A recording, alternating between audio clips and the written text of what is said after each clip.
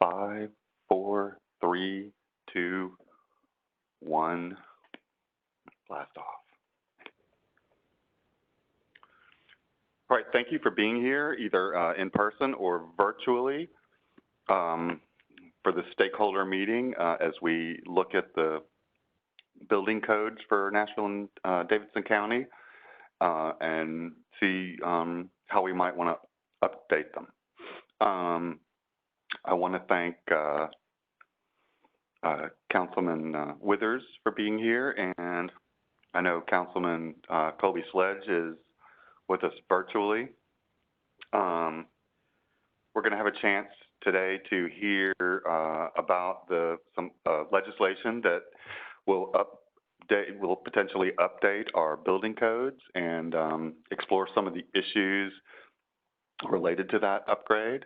I want to thank Mike Jameson for being here and organizing the meeting. Can we tell, are there other folks online that I need to recognize?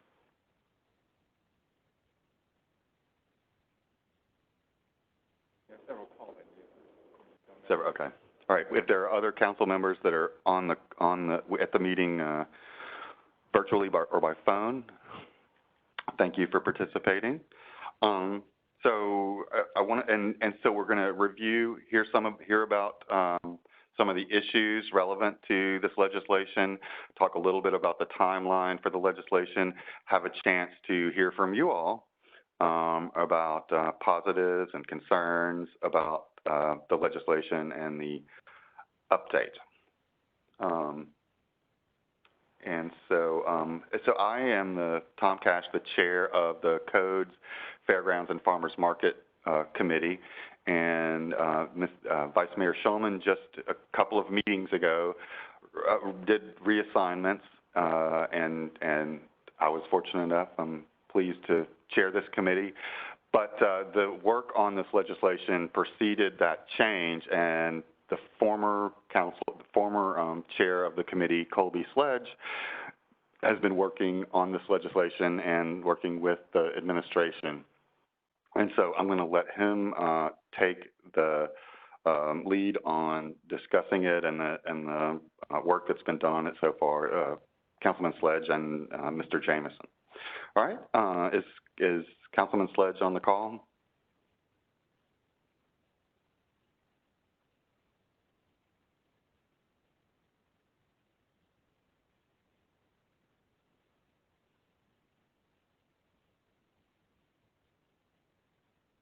Do you see him on the? No.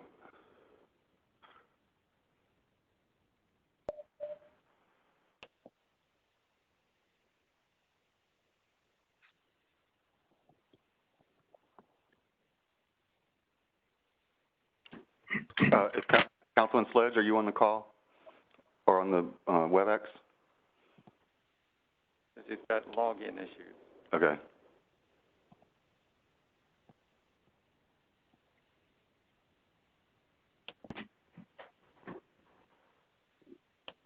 Councilman Cash, I hate to go out of order, but just in the interest of moving ahead, while Councilman Sledge gets his login issue tweaked, would it be all right if we turn to Mr. Wade Hill from the Codes Department? Absolutely. Mr. Hill from the Codes Department is going to review some pertinent information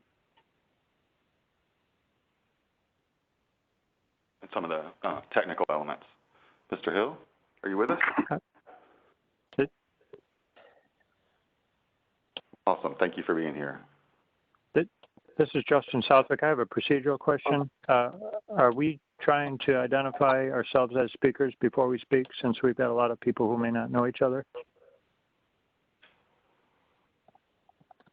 I think we're going to go through the agenda, and then we can do that as we get to the discussion period. Does that work, Mr. Jameson? That's great.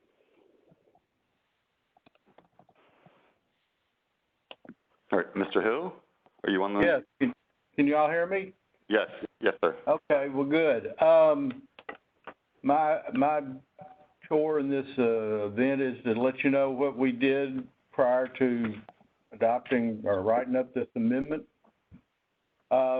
Basically, every so often, we adopt a new series of codes. The codes are published every 3 years by the International Codes Council, and historically, we've been taking about 6 years to upgrade the codes. So this meant in 18, we would adopt the new codes for our city. My job is to make amendments to the codes to make the codes better fit our area. As I started writing these, I researched what the state's doing, since we get all of our authority to have a building department from the state, and I was compiling our code amendments up, and the state, we were using the state's recommendations that said you would use for the residential only, you would use the insulation values and a couple other things that came out of the 09 version of the International Residential Code. Mr. Jameson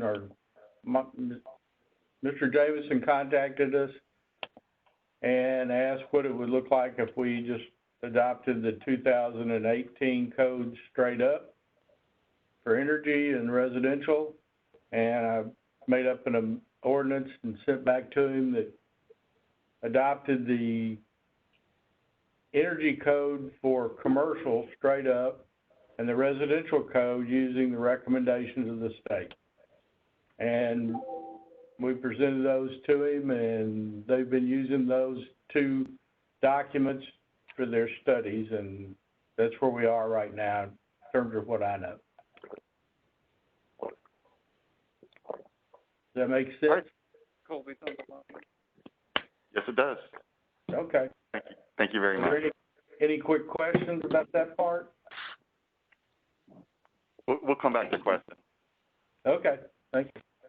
Thank you, sir. All right, I believe Councilman Sledge is on the WebEx. Councilman Sledge, a brief review of the process that we've been through so far and the legislation. Yes. Thanks, Councilman. And apologies, I have a little problem getting on. Real quick.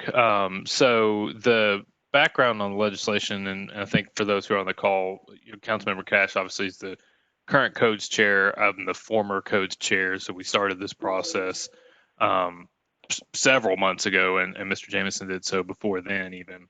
And in putting this together, there's kind of a realization, much like was stated, that we are operating under outdated codes that essentially take us back not just to the 2012 standard, but as mentioned with the 2009 insulation tables, we're operating under effectively a code that's hasn't been updated in a decade. Not only would updating this code help in some of those energy standards, as was mentioned previously, but there are a lot of other considerations to make, like regarding things that we've experienced, quite frankly, over the last year when it comes to weather events like the tornado in March and the derecho that happened shortly thereafter. And by getting these updates put in place, not only can we create a more resilient city for our residents, we can also be lowering those homeowner costs. And I know we'll talk a little bit about kind of what those comparisons are of upfront versus recurring costs. But as we consider this legislation, I think that's a big factor to think about making the city more livable as a whole for our residents. And that's a big, this upgrade would be a big factor in doing so for basically every Nashville. So thank y'all. Thank you, Councilman. Right.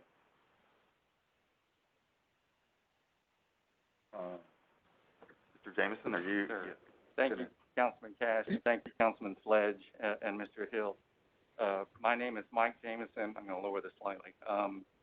And work in Mayor Cooper's office, and want to thank everybody who's here in person as well as virtually. For everyone who was on the stakeholder invitation list and who RSVP'd, you've received, 3 emails from me, most of which included attachments, which were numbered, and I may be referring to those attachments and also trying to pull them up with Ms. Judd's help here on the WebEx, just to briefly summarize where I think the central core issue is for the legislative adoption. I may circle back to Mr. Hill here for his expertise, but I think there are certain core elements of this building code update that will be no-brainers, if you will, non-controversial. We are due for an update, and I think much requested and much needed by both the building community and homeowners that cover building, mechanical, electrical, and plumbing updates. Those appear to be fairly non-controversial. I think the controversial element here will be the energy code update. And I want to sort of lay out the terrain for what we've been seeing over the past several months, what we've been hearing from stakeholders and others. The 2018 energy code adoption has been recommended by various groups for a number of years, even the year prior in 2017. Many of you remember the Green Ribbon Committee that was initially appointed by Mayor Carl Dean. The successor to that, Livable Nashville, issued a report in February of 2017 with various recommendations, including update Metro Nashville codes to the 2018 IECC Energy Code. The successor to that is the Mayor's Sustainability Advisory Committee. Their report is not yet due. They do have a working group, and I believe there are members from that working group who are joining us today. And the working group has reviewed the 2018 IECC and has likewise recommended an upgrade to that level without, as they say, weakening amendments. In the materials that you have, and I'll ask Stephanie to pull up slide number 10, you will see that the model codes themselves on which the Nashville's codes are typically based when we do updates, they have been improving in efficiency since 1977, set as the baseline. It is the 2009 version is more energy efficient than 1977. The 2015 made dramatic improvements, and 2018 and 2021 have made improvements from there. You can see on the screen there, that's the general trajectory of energy consumption by code, and it just requires less and less energy. Depending on who you ask, the difference in energy consumption between 2009 and 2018 is as high as 30%. Lowest estimate I've seen is 20% energy savings, just based on the code as a whole. We are also aware of the energy cost circumstances in Tennessee. Tennessee does enjoy some of the lowest energy costs in the nation, and that is thanks, in no doubt, to TVA, the Tennessee Valley Authority, to whom we are grateful. If you have the opportunity to pull up slide 12 in your materials, and we'll also try to do that on WebEx, the irony is that Tennessee, out of 51 locations, all 50 states plus the District of Columbia, we rank number 12. So in all of those categories, ranking them at residential, commercial, industrial, and transportation. In residential, you'll see Tennessee coming in at number 12 in terms of per capita energy consumption. But the further irony, unfortunately, is that residential utility bills, specifically electrical bills in Tennessee, are higher than most states. We rank 43rd out of 50 in terms of expense. There was a very informative article in the Tennessean, August 24th, 2018, entitled, "How much is the average electric bill in Tennessee? Higher than most other states." And that is true. Again, we rank 43rd. If you look back at this chart that's on the screen now, item 12 in your email materials, all 12 of the states at the top that are energy consuming more than any other, they all have 2009 or 2012 energy codes. Conversely, at the bottom 10, or it's just the opposite. The more energy efficient are the ones that adopt more energy or more recent energy codes generally. I think the central focus that we will hear in this is whether or not adoption of the 2018 codes adds prohibitive costs for the home building, the construction industry. That appears to be the pivotal issue and where we need your guidance and input. And on that issue, it would appear that the inclusion of insulation tables, the 2018 insulation tables, is the point of contention for the Home Builders Association and construction industry.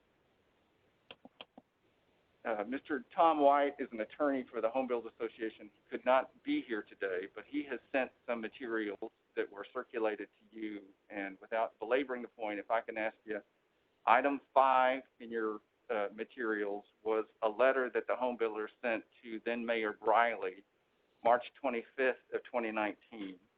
And I'll just read 2 sentences from the first paragraph.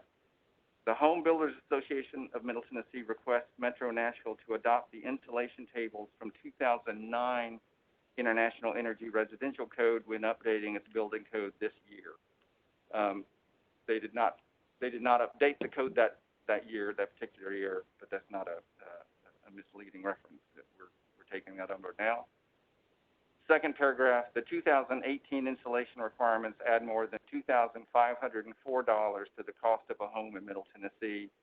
It would take more than 25 years to recoup these unnecessary costs through energy savings of these requirements.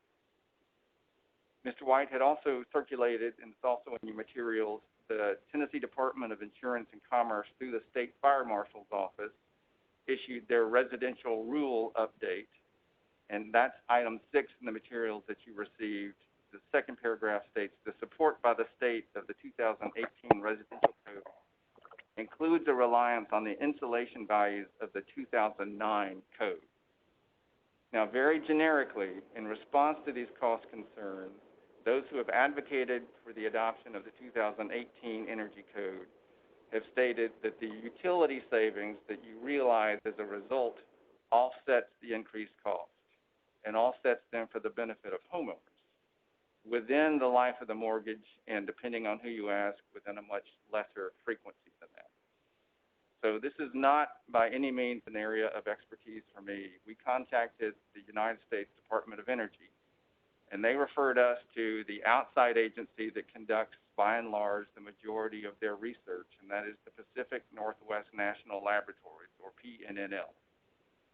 Their reports are included in your materials, and the first one was a fairly clumsy effort by me. Item number 4 was their report that was submitted March 12th of this year, 2020, in response to my question of whether or not adoption of the Residential Energy Code to the 2018 version was cost-effective in Tennessee. The great thing about their reporting style is that they tend to give you the answer in the first sentence or 2, and then they get into the data. So the first paragraph, you'll see, page 1, they answer, moving from Tennessee's Residential Energy Code, which is based on the 2009 IECC with amendments to the 2018 IECC, is expected to be cost-effective. And then they go through cost modeling after that. That was distributed to the stakeholders at that time, who then, much smarter than me, immediately noted, Mike, you could have done a better job tailoring this question to get a more specific response to Nashville, not just Tennessee.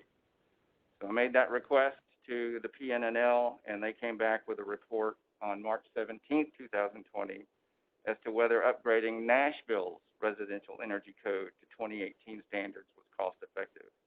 That's item 3 in your materials, page 1, first paragraph, moving from Nashville's Residential Energy Code, which is based on the 2012 IECC with amendments that bring most requirements in line with the older 2009 code, to the 2018 IECC is expected to be cost-effective, with net life cycle cost benefit of $8,034 per single-family dwelling unit.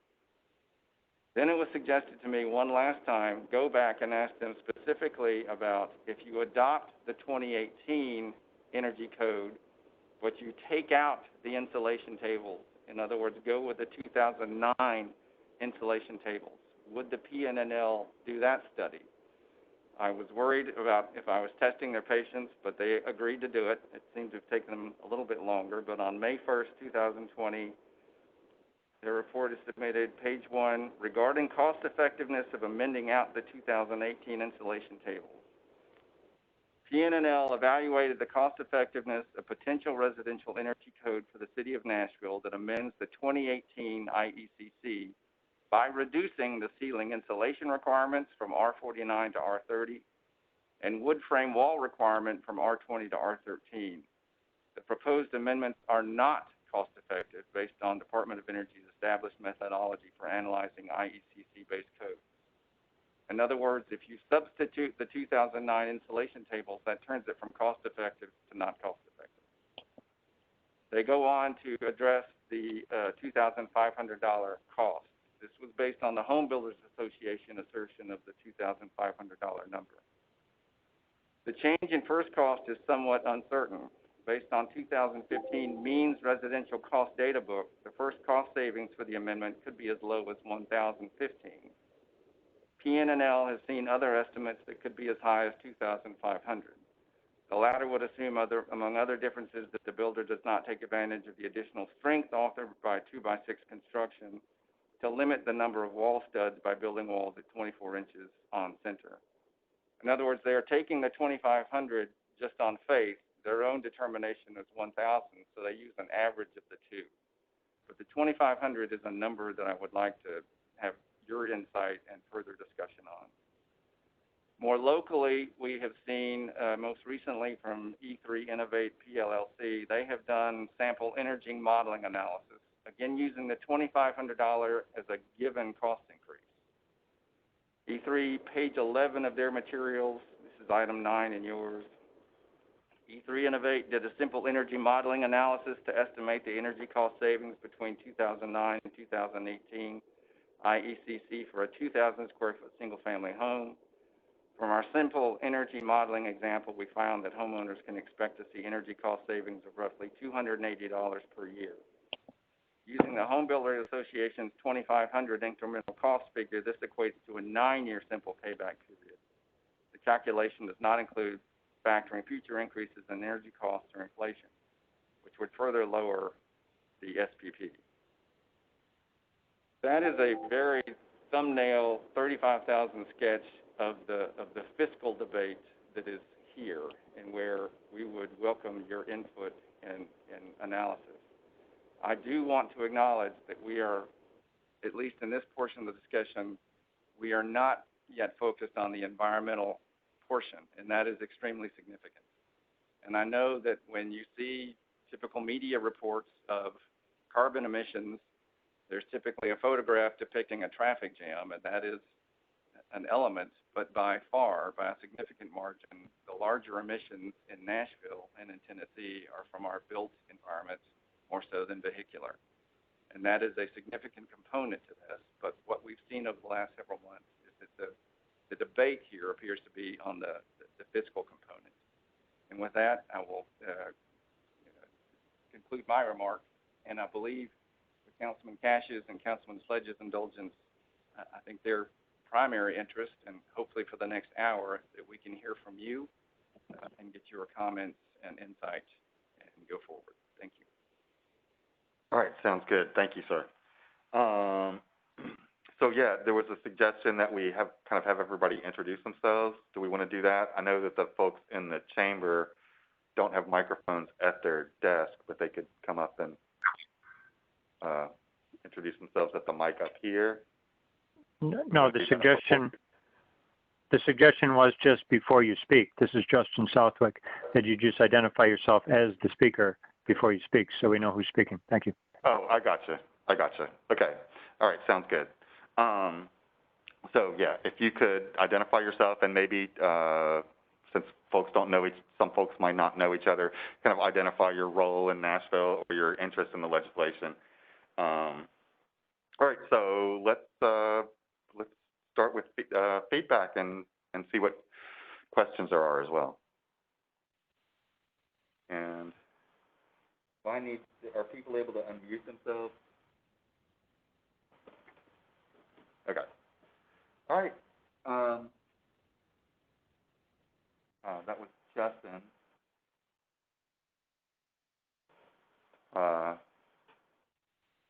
That's the only hand I see. If there are others that want to chime in, since it doesn't seem like there's a mad rush, if you want to just chime in, that would be fine.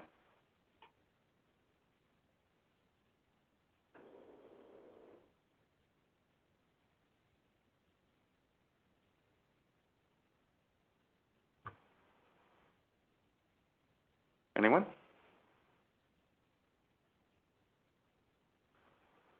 Thank you, sir.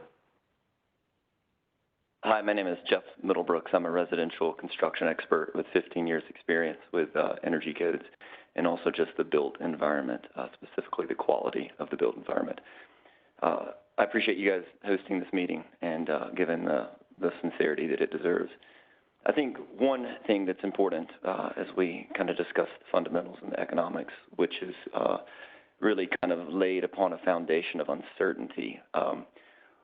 If we focus on more certain aspects of this, is that the citizenry of Nashville has the expectation where they can set minimum competency standards for those that construct houses in Davidson County. And by and large, the building code is what we use to set that minimum competency standards, i.e. if you can't build to these qualities, we quite frankly don't want you building in our community.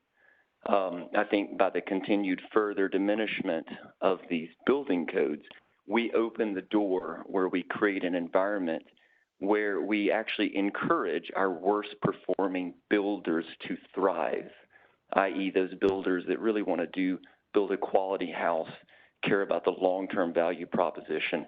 They are disincentivized to actually build kind of a quality house. So that's a two-part thing. That first thing is actually just having a building code that's well thought out and that sets that minimum competency. It's also an enforcement issue, and this is a great time also during this process to maybe take a hard look at some of our building code department, and there are ways that we can improve that. I'd like to recommend, I have the Councilman Cash, Councilman Sledge, and Councilman Withers. I'd love to put a bug in your ear. I think this is prime time for us to have a working group that could make some recommendations to how we might improve that enforcement consistency. And I think if we can commit to a process of that, we might be able to show the Home Builders Association that we can actually reduce the construction cost. Thank you. Thank you.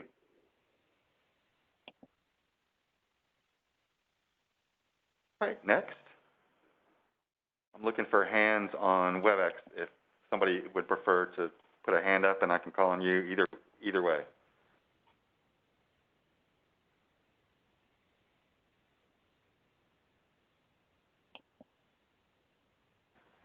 And this could be comments, or if there are questions for Mr. Hill or Mr. Jameson or Councilman Sledge or myself. Councilman? Yes. This is Michael Craddock. May I speak, please, sir? Yes, please go ahead. Thank you. So, I am a native Nashvilleian. I have been a realtor for 39 years. I have been building infill homes for the last 9, and I'm a former 2-term member of the Metro Council. And while I'll be the first to admit that we need to improve our processes when we're building, I'm already there, you might say. The last home we completed, Jeff Middlebrooks will tell you that we achieved a 2.83 air changes per hour in that house. So I saw this coming about 1.5 years ago, and I sat down with my insulation company and my subcontractors, and I said, look, I want to build the most efficient home that I can possibly build. And so I have been working diligently to achieve that goal with or without a new code, because that's what we want to do, my son and I. Now, the elephant in the room from my perspective, and first and foremost, ladies and gentlemen, I am okay with all of this. As I said, I'm already there in many aspects of this. But the elephant in the room is cost. Now, to a corporate builder or a tract home builder, the cost is one thing, but to an infill builder, the cost is different because we have lower volumes. So we don't get the pricing that a corporate builder would get because they build 500, 600, 700 homes a year. An average infill builder may build, 20, 25 homes a year. We build 10 to 12. And so I had my lumber company price lumber, the lumber difference, in a typical 2,100 square foot home that we build on a regular basis. To achieve this insulation difference, we may have to go, and we will have to go to a 2x6 wall, and that's going to add, if we go 24 inches on center, that's going to add about $3,000 to the cost of the house. Now, that doesn't count insulation, and it also doesn't take into consideration the mechanical makeup air aspect of this. Once we get these houses really tight, we're going to have makeup air. A mechanical makeup air system is going to be probably between $2,500 and $3,500 per home. I did 2 houses in the Fortland Farms area a year ago. We built 2, and we used those 2 homes as test cases. We did everything we could do to get those homes tight per the insulation company. And then we installed mechanical makeup air units in each house. Those units were an Ultra Air 70, and they cost me $3,500 per house. Now, I'm the kind of guy that I'm okay with all of this, because if every builder is going to have to do it, I'm okay. But we still need to acknowledge and think about the cost that this is going to add to a house, because that's not necessarily going to affect the builder, because most builders will pass most of that cost on to the public, but it will affect the buying public. And so right this minute, those are my thoughts. I'm okay with this. I'm not complaining. I'm already there, but we do need to at least think about the added cost that we're going to deal with down the road. Thank you for your time. Thank you, sir.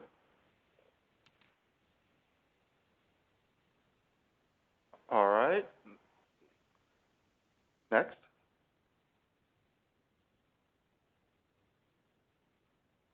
Thank you. Hello, I'm Eric Doherty, owner of E3 Innovate here in Nashville. I respect the fact that these measures will increase the cost of new construction. I'd like to highlight, though, that these costs are actually borne through the life cycle ownership of the house, and those costs can be very significant. E3 Innovate basically thrives on the fact that we're out there trying to diagnose and then often fix the underlying issues that arise when homes aren't properly sealed, not properly insulated, and don't have a fresh air system installed. So again, homeowners can pay upfront, and they can mortgage that out over 15, 30 years. It's a much better proposition than being stuck with a $10,000, $15,000 bill, fixing things within 1, 2, 3 years of ownership. And that's what we see in our work. So again, just to highlight the fact that we're running into homeowners who literally have just purchased a home that's, say, 1-year-old, 2-year-old, 3 years old, and they're having to come up with $10,000, $15,000, $20,000 to fix things that could have been completed very easily during construction. Thank you. Thank you.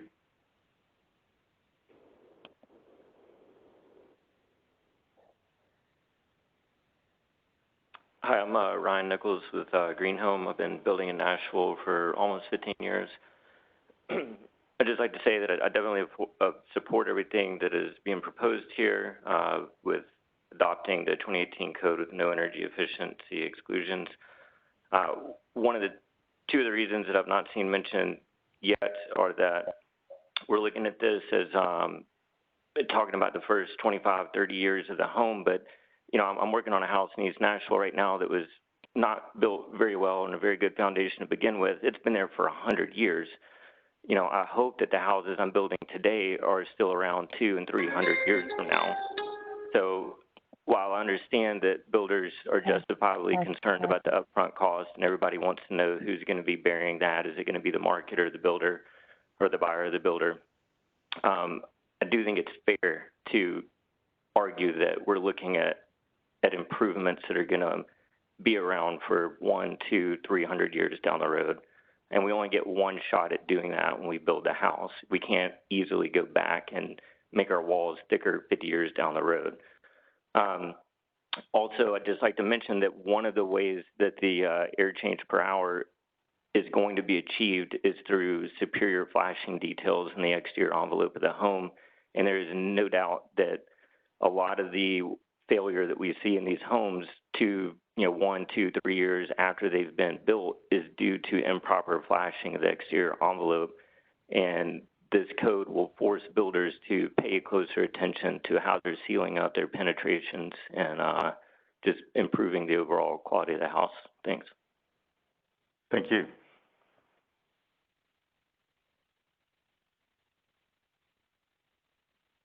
Anyone else on WebEx?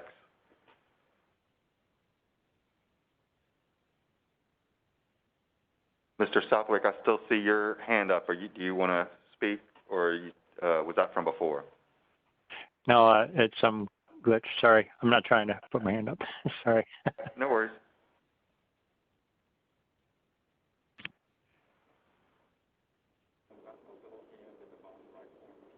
Yeah, there is on the WebEx platform at the bottom right. There's a little icon for a hand, and you can click that, and it shows me that you wish to speak. Although at this point, it seems like I'm happy if somebody wants to just go ahead and unmute and chime in with their comments or questions.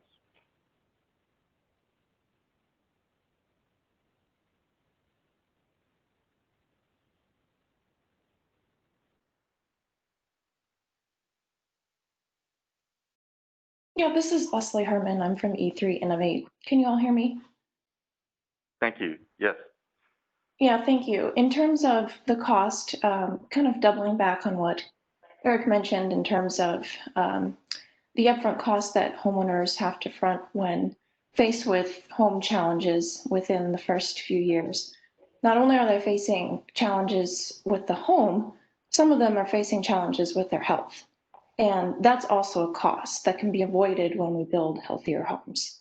And that's an extreme amount of cost and stress and lost work and stress on the family that's induced when you're chasing not only problems in your home, but problems with your health. Thank you. Thank you.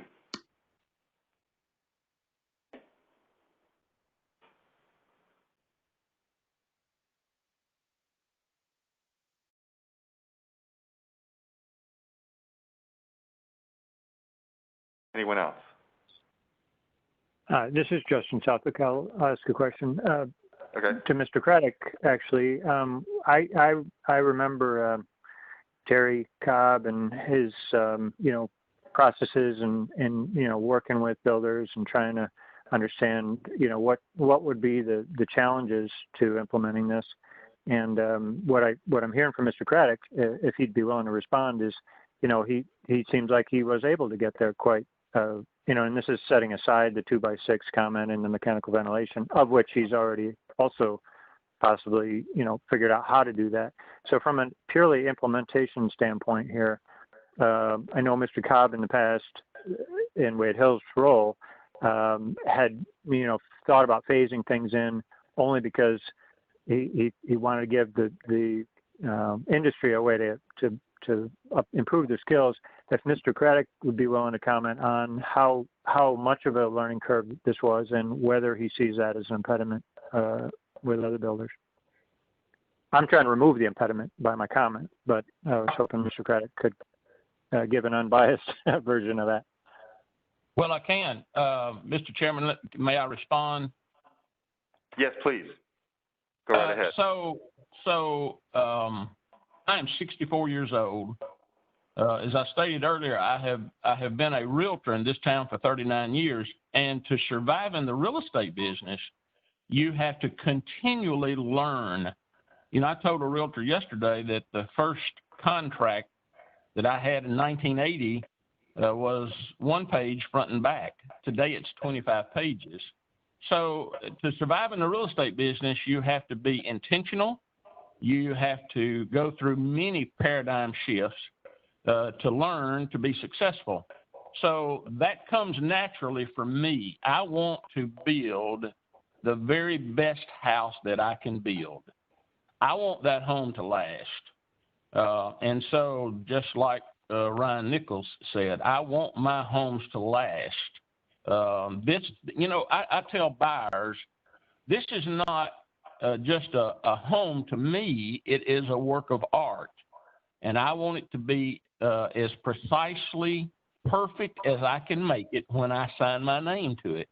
I'm on every job site every day, correcting things that are wrong, applauding things that are right. And so I have sought to self-educate. You know, I've just got a high school education. I don't even have a college education, but I have a master's degree in life. And so what I've done, I have sought to educate myself about these issues. One of the best ways I have found to do this is a guy by the name of Matt Reisinger in Austin, Texas, who builds custom homes. And he also has a YouTube channel, and he tests products. He goes over new products. He goes to the international builders shows and does features on his YouTube channel. And so I have learned from him by watching those videos. That's where I learned of the Ultra Air 70 makeup air units. And so I am proactive in every facet of this construction. And like I say, I'm self-taught. I make an effort when I get up every morning to learn something new to make me a better home builder. So quite frankly, adopting this code is not going to bother me. It doesn't bother me personally because I feel like I'm 2/3 of the way there right now. But it's all because I make an intentional effort every day to be a better builder than I was yesterday. Thank you. Thank you. We appreciate that.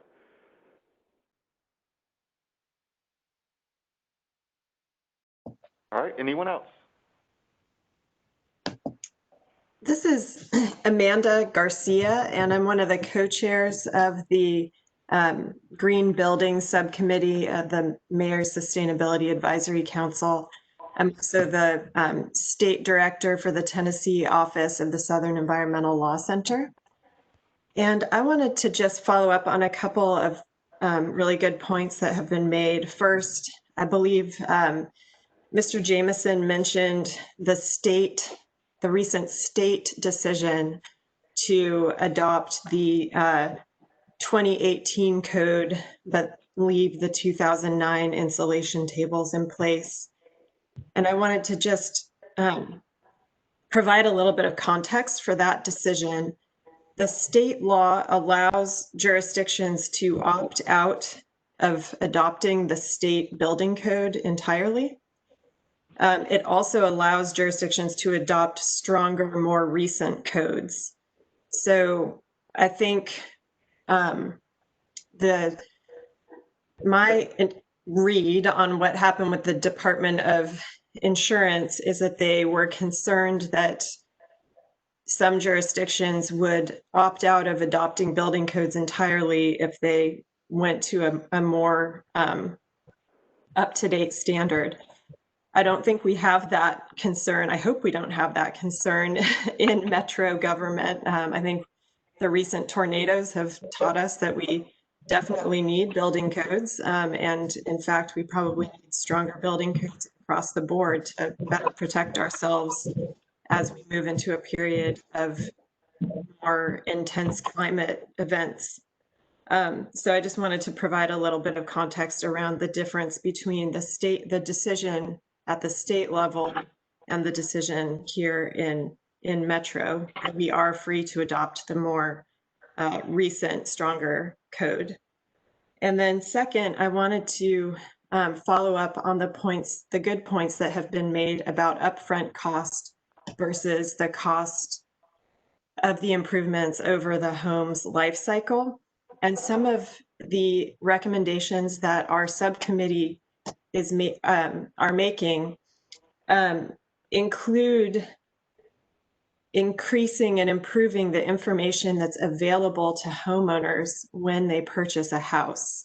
So there's a system called the Home Energy Rating System that we believe should be part of the information that is provided in real estate listings so that homeowners can see what the life cycle, how energy efficient their home is and what that will mean in terms of their monthly energy bills at the time they make their initial investment in their home. And I think that that can at least help to make more transparent the trade-off between any increase in upfront cost versus how much you're going to be paying over the life cycle of your home. Thank you. Thank you.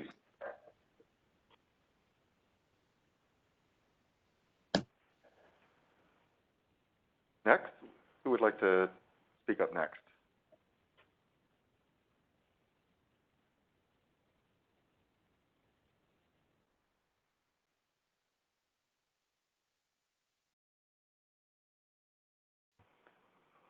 If there are not comments, we're open to questions as well. Is there anything? If there's anything that needs to be clarified? Hi, this is Nathan from E3 Innovate. I just wanted to speak to one point about the adoption of this code. I think it is important that the code is adopted and complete. Some of the issues that we see with higher performing houses, tighter houses, stem from the fact that people often will try to just tighten up the house and then not do all of the other things that are included in the code. The two main ones that I think are most important is the mechanical ventilation. It's very important to include that if you're going to tighten up the house. And currently, the Metro Codes Office, though a requirement for mechanical ventilation is written into the code, it's not being enforced. So enforcement of that will be important. And the second major issue is the mechanical load calculations. Because these houses are much tighter, they have much better envelopes. It's important that mechanical contractors do load calculations when a new home is being built, because their concept of how much capacity is needed in a home is going to be off now because the envelopes are much better. So me using much smaller equipment and requiring those calculations to be done is going to be important to making a smooth transition to the newer code. Thank you. Thank you.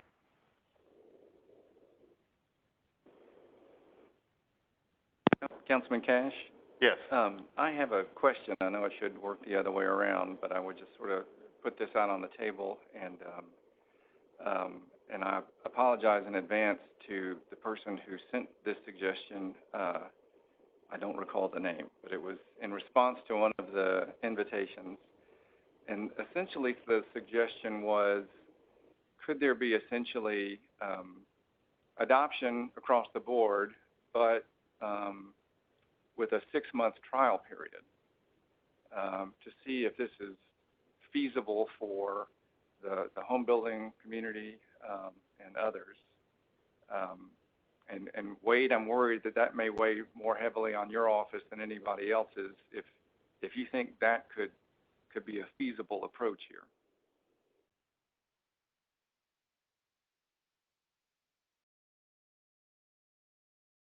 Mike? Mr. Hill? Could you, I hate to say this, but I was talking with Bill about something about this meeting. Could you repeat your request? Yeah.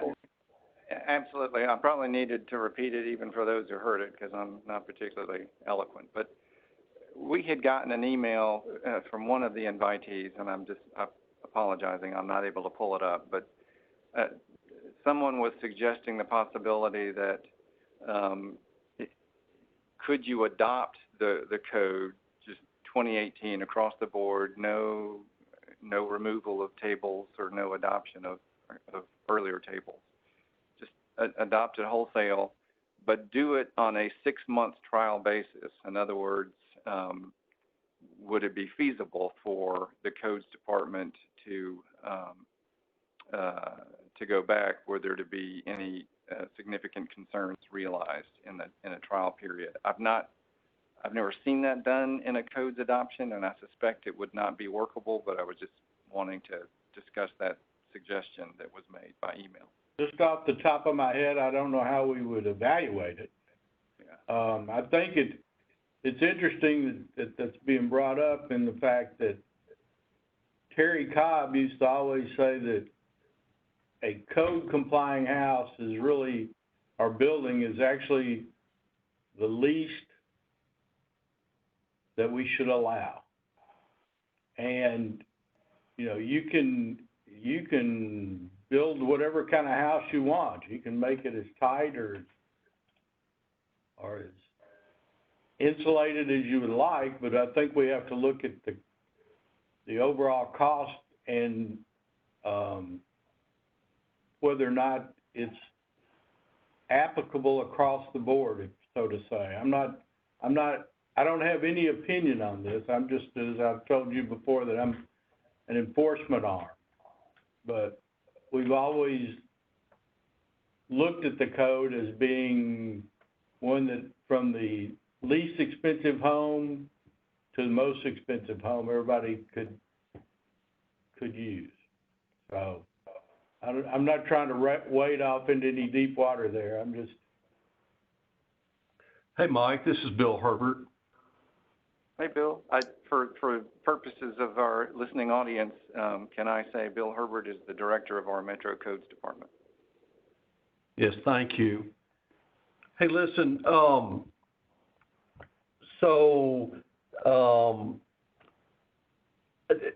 for your question of whether or not we could enact on a trial period, I can think of a lot of ways that would, I think, be very problematic for us.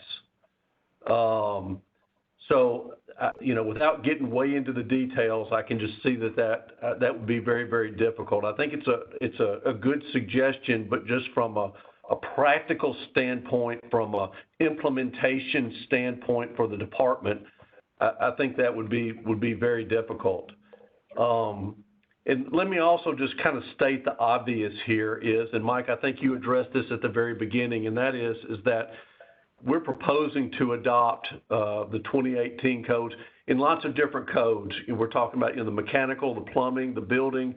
So this is one component of one code. It's actually one half of one component of one code. And so on behalf of the department, I think we would really like to move forward with the adoption of all the other codes that are non-controversial, even if we need to have some further discussion regarding the residential component of the energy code. So with that, I'll be quiet. Thank you, sir, for offering that. Mike, this is Amanda Garcia again with the Southern Environmental Law Center and Green Building Subcommittee. I can't pull it to, I don't have it at my fingertips right now, but I believe there are examples of jurisdictions that have not done a trial period, as the writer suggested, but rather a phase in that allows some period of time for education and training of the building community. So if council was inclined, I think from my perspective, I agree with Mr. Herbert and Mr. Hill that there would be a lot of problems with trying to do it as a trial period, but I could certainly see that there might be a need for some education and training for some short period of time before implementing the changes, if there's a lot of need for training in the community. So I can try to follow up and see if I can find the examples of that sort of phased in approach. Chairman James, Thank you. follow up on that. Yes, please, Mr. Jameson. And Amanda, if you wouldn't mind, in fact, if I can ask the three of you, Amanda, Bill, and Wade, Amanda, if you would in fact follow up on jurisdictions that have done not a trial period, but a phase-in period. And then let me turn to Bill and Wade and ask, does that strike you as a feasibility?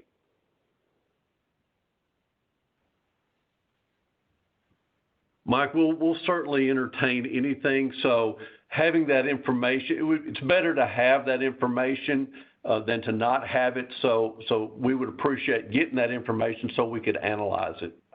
Sure. All right. That sounds great. Thank you. Thank you, all three of you. Yes. I guess I do have a question from Mr. Hill and Mr. Herbert. Jeff Middlebrooks again. As an enforcement agency, you don't have an opinion on cost, correct? That shouldn't factor in anything. It's just on your level. It should just be an enforcement. So I guess I'd like to hear from you guys, not on an opinion of cost, but from an enforcement standpoint, how do you believe the 2018 would make any changes to your department? And also, I think the 6-month phase-in, if we did a 6-month kind of phase-in period, just by the time it gets through Metro Council, if builders started working on that today, by the time they were ready for their first installation of inspection, they would effectively have 10 to 12 months to figure this out. I think that's a really, really great compromise, is saying that you've got 10 to 12 months to figure this out. And also, I'd love to. I'm a member of a collaborative group that kind of works on quality construction here in Nashville. We would volunteer to make our efforts available for any free trainings that the building code department would help sponsor. I'd like to make that offer. Thank you for that. Hey, Mike, this is Bill Herbert. So to that first question, the speaker was exactly right. So for us, we administer the codes and then we enforce the codes. So we're not taking a position on this. That's not our job. That's not what we do. Our job is, once a particular code is adopted, our job is to administer that code and then enforce that code. So we're not weighing in on which way this should go in any way, shape, or form. That's just not our job. That's not what we do. We will administer whatever is ultimately adopted and we'll enforce it to the best of our ability.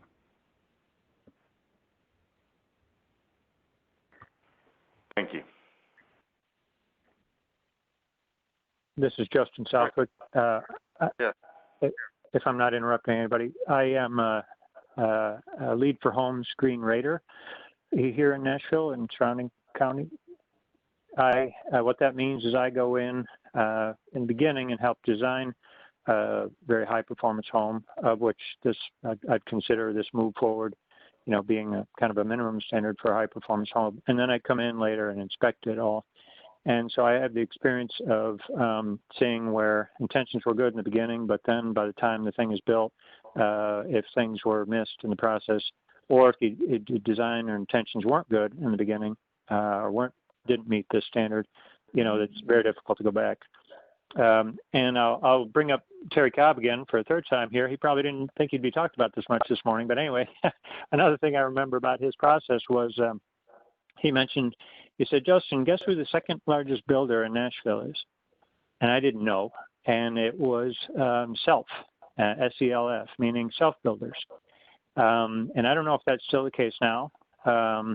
But the point he was trying to make was, you have a lot of people in Nashville who are also building their own dream home, potentially, forever homes, whatever and they may be coming in without a lot of the knowledge about what it takes to comply with the codes. And then his comment to me was, how do you go back later, after these people, the code inspector comes at the end of the process, how do you come back later and tell these people they just spent their entire life savings and they can't live in this house?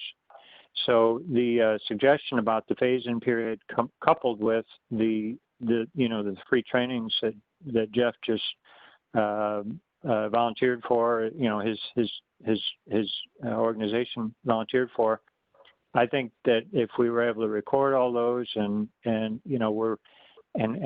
maybe make it mandatory that these self-builders, go through that same process so that they're not, so that we don't have the downside of what Mr. Cobb was talking about, for them or for us, or the disappointment all around. I think I'm seeing quite an opportunity there to expand everybody's knowledge about what it will take when you're starting this effort and how to get there. Thank you. Thank you. All right. Anyone else? I'm sorry? Oh, okay. Mr. Lowe?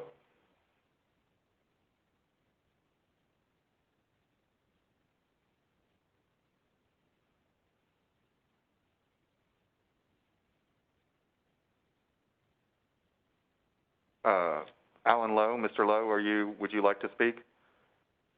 Unmute, maybe? Huh?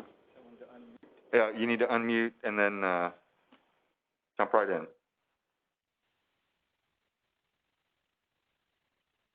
Does it matter that he's an attendee rather than a participant? He's been unmuted.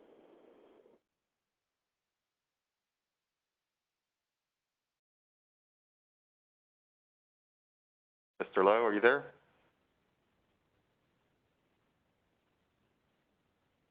Well, I'm not hearing him. All right, anyone else?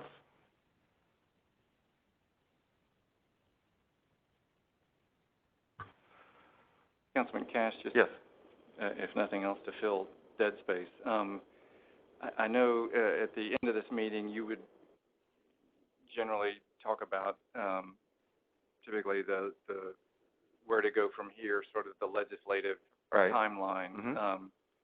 And without stepping on that at all, what I would just want all attendees to know is I had the pleasure of serving on the council, and sort of the impression you got from the public was once legislation was filed, that was kind of it. But I think your average council member considers the filing of the legislation to be the beginning. There is a very heavily pursued amendments process, and what is filed is sort of what's up for consideration and discussion. So I would just want to underscore that when Councilman Cash talks about sort of initial filing dates and where this could go in terms of typical counseling scheduling, all throughout that are multiple opportunities. As you read what is initially filed, whatever that may be, it's not take it or leave it by any stretch. In fact, I would imagine most of the legislation of this significance goes through a variety of amendments and substitutes. So yes. I think if perhaps the phase-in, for example, should be feasible, that is something you may not see in the first iteration, but likely in an amendment proposal, possibly. Yes, Mr. Jameson, thank you for saying that. And as chair, I definitely agree with that process and making sure that nothing is rushed. That we've had a great set of stakeholder meetings, and I know there are some stakeholders in our community that have begun to have a good understanding of this. We want to make sure that is expanded, and make sure that others in the public have a chance to digest it and consider it. So yeah, I mean, as some of us know, legislation like this goes through 3 readings, and the second reading is usually a public hearing where the public can, at this point, either call in or typically, come to the council chambers or wherever the council is meeting and offer their, ideas and support or against the legislation. And then it goes to third reading. So it obviously will go through, it will be discussed or considered at 3 council meetings. And anywhere in that process, we can, and I will, if need be, if I get the sense that we need to take a little more time or slow things down, I can do that. If we have amendments, I want to make sure that those are understood by council members and by the public. And so I appreciate Mr. Jameson pointing that out, and I definitely agree that we want to be thoughtful and deliberate. Should I go ahead and talk about the schedule since we're on it? All right, so the legislation is going to be filed next week on the 29th, and so it will be on first reading at the October 6th meeting. And if things go, quickly and as they often would, the second reading and public hearing would be on October 20th, and then third reading would be on November 5th, which is like November 3rd is the Tuesday, but that's the presidential and other election day. So the council meeting will be pushed to the 5th. But like I said, we're not married to that calendar, and we'll take time as we see fit. I'll also add, my understanding is that in October the council is going to meet for the first time in months all together, and we will be meeting at the Music City Center, and we will make sure that details about the public hearing process and what that looks like or sounds like will be publicized and clear to the public. All right, are there any other comments or questions? I still see Mr. Lowe's hand. Mr. Lowe, Alan Lowe, are you there?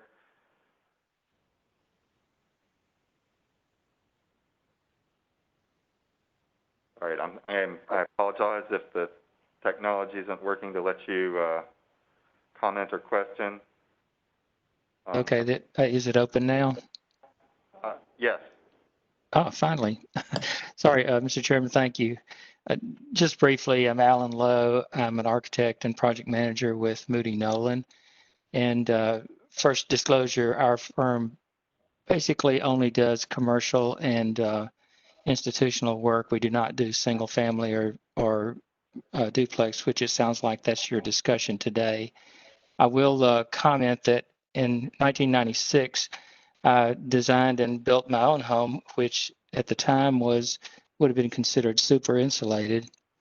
And there was an incentive to do so at the time. And when I finalized all the inspections, I was handed a check by not NES, but another local utility company for total electric service. I was handed a check for about $5,000.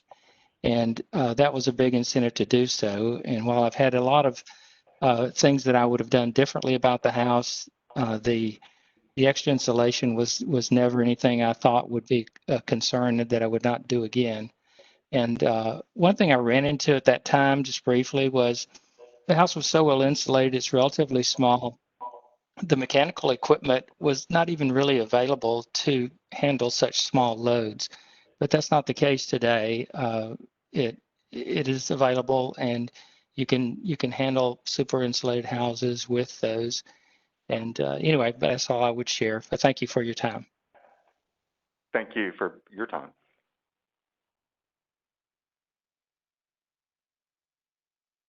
Any other comments or questions? I have a question. This is Amanda Garcia again.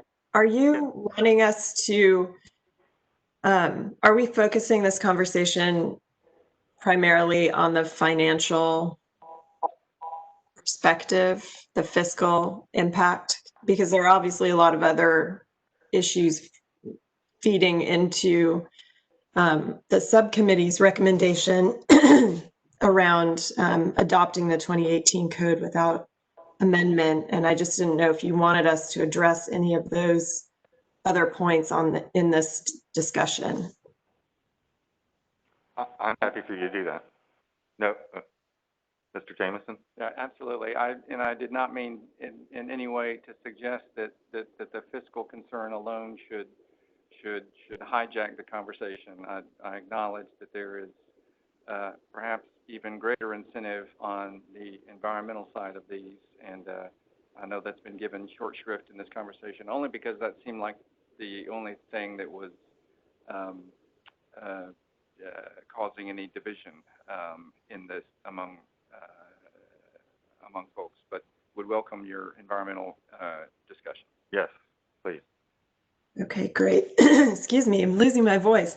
Thank you. I don't, we have obviously a lot of reasons to support adoption of the 2018 code without amendment in our subcommittee. And I do want to highlight a couple of, well, first of all, our subcommittee was charged with advising the mayor on how we can get to 80% carbon reductions from the building sector by 2050. And adopting the 2018 code and continuing to update our energy code on a very regular and rapid basis is critically important for achieving that level of reductions from the building sector. We were asked to consider what are lock-in effects. In other words, policy decisions that can be made by the city that will lock us into higher levels of carbon emissions, even as we work to try to achieve our goal to reduce carbon emissions over the next 30 years. And failure to adopt the 2018 code without amendment is certainly one of those lock-in effects. The sooner we update our energy codes and put ourselves on a path to making our buildings as energy efficient as they can possibly be, the better off we will be, because these buildings, once they are built, they stay around for decades and decades. I believe an earlier speaker was talking about a home that was nearly 100 years old.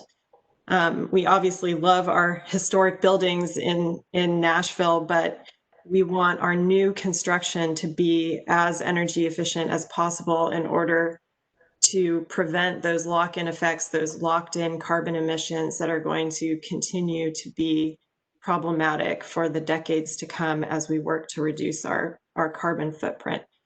So I wanted to highlight that significant concern of failure to act quickly to adopt the 2018 code without amendment.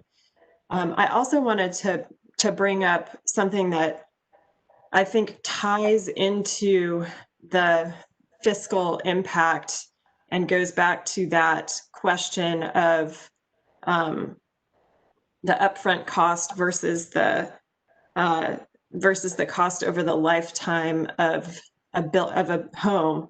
And that's energy burden. So in terms of thinking about equity for our low income residents in Nashville, Mike mentioned earlier, Mr. Jameson mentioned earlier that Tennessee has some of the highest, although we have relatively low rates, we have some of the highest bills in the country.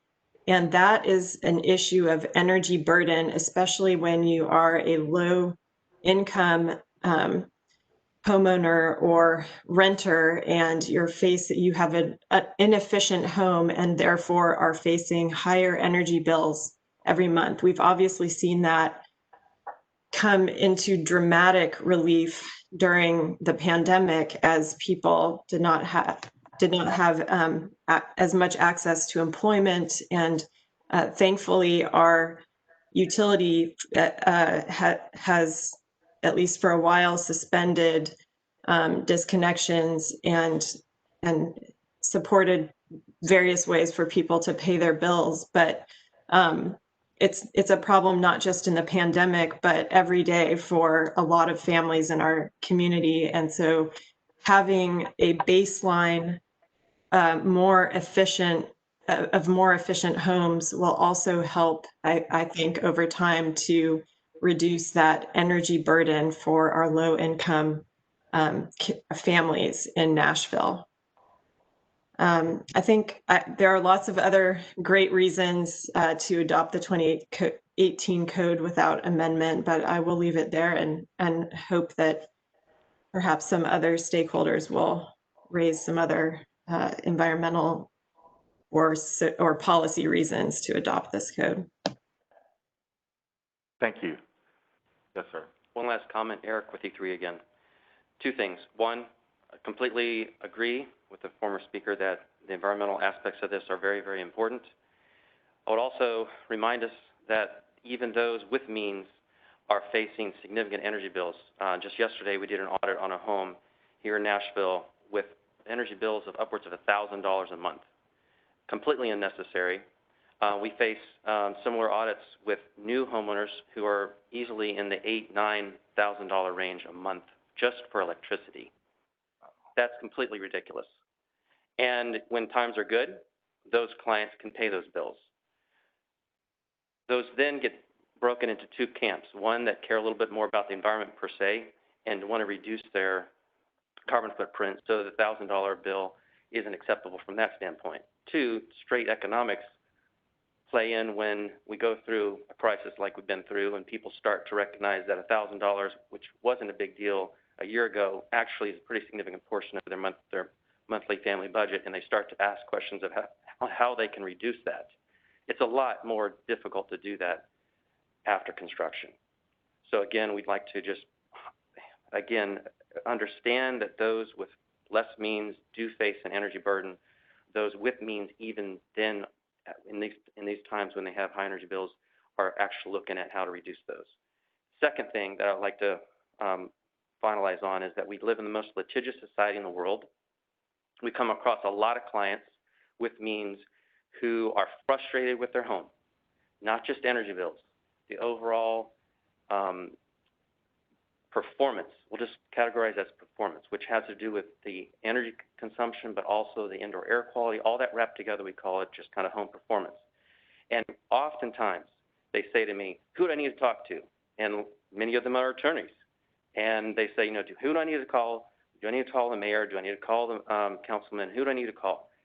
So again, recognize that in the community, there are those that are frustrated with the housing stock that they're presented with, that they pay $1 million, $1.5 million for. It's the largest investment they make in their life, and they are frustrated by the quality. As Jeff said, it's really important to up that game and provide a higher quality product that we can take ownership of and feel proud of. Thank you. I saw Ms. Herman. Are you wanting to speak? Yes, thank you. I wanted to expand a little bit on what I mentioned before on the health component of homes. I specialize in indoor air quality for E3 Innovate, and I have some experience in holistic nutrition. And I've also attended the inaugural environmental health conference last summer, where doctors and home performance specialists were in the same room together. And it was such an eye-opening experience for me as someone who's experienced a sick home and has suffered from a sick home, to finally see the bridge being built between the health and the home performance side of professions. And I also want to mention that the building code is also more or less a health and safety code.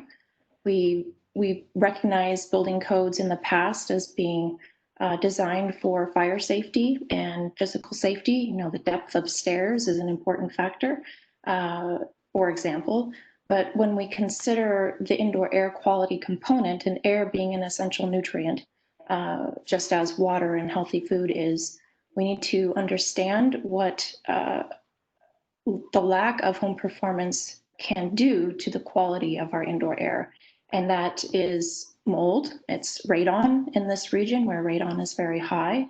And it's VOCs, products, and since indoor air quality is not regulated by any industry or, excuse me, any government agency such as outdoor air is, we are free to use whatever products we choose, and those products off gas and with a tight home without mechanical ventilation, for example, those toxins accumulate in our home, and even though we can't see them, sometimes we can't smell them, they are still there. A lot of times we can smell them, and that's what prompts a lot of people to investigate further. But to clean up the indoor environment is to offer everyone a fair playing ground in the quality of the environment in which they live in.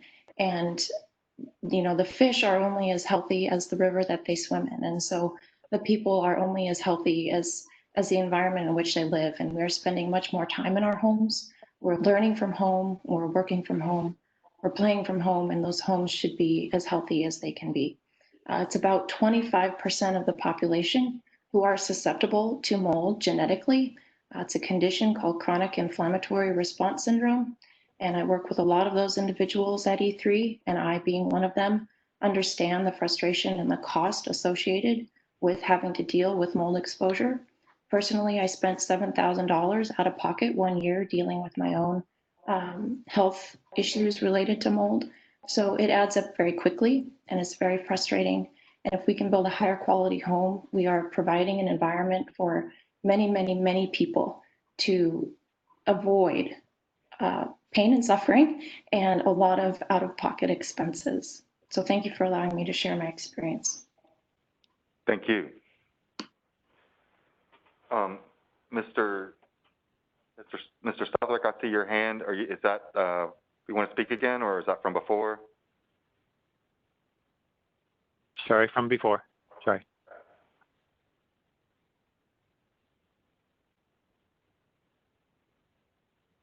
And I see Mr. Lowe's hand.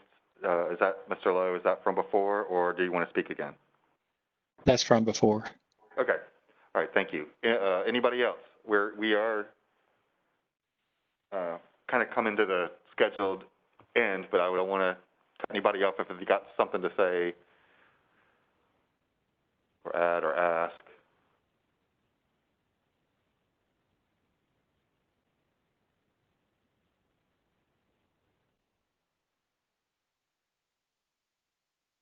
All right, Councilman Sledge, are you back on the call? Councilman Cash, Councilman Sledge had another community meeting at 10. He was going to hope to log back in if possible, but I don't see that he has. Okay, I just wanted to see if he had any final thoughts or comments that he wanted to share.